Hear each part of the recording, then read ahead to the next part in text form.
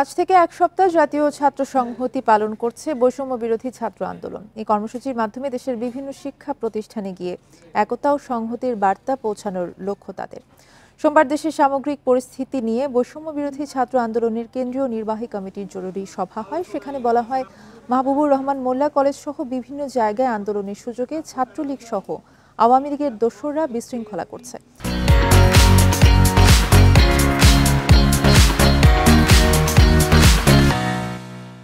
এটি ঠেকাতেই ৫ আগস্টের আগের মতো ঐক্যের বার্তা নিয়ে জাতীয় ছাত্র সংহতি সপ্তাহ ঘোষণা করছেন তারা। এর সাথে যুক্ত হয়েছে ফ্যাসিবাদ বিরোধী রাজনৈতিক দল ও ছাত্র সংগঠনগুলো।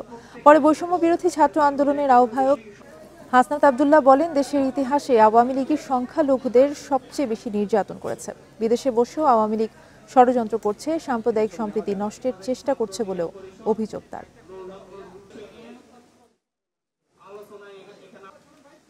তারা বিদেশে বসে তারা ষড়যন্ত্র করছে। এই ষড়যন্ত্রের জায়গা থেকে আমাদের যে সাম্প্রদায়িক যে সম্প্রীতিটি রয়েছে, এই সম্প্রীতিকে নষ্ট করার চেষ্টা করছে। একটি ধারণা তৈরি করা হয়েছে, এটি আওয়ামী লীগের ধারণা যে শুধুমাত্র আওয়ামী লীগই সংখ্যালঘুদের প্রোটেক্ট করবে। কিন্তু সবচেয়ে যদি দেখেন ইতিহাসে, আওয়ামী লীগই হচ্ছে সংখ্যালঘুদের অধিকার সবচেয়ে বেশি হরণ করেছে, তাদের জমি সবচেয়ে বেশি লুণ্ঠন করেছে।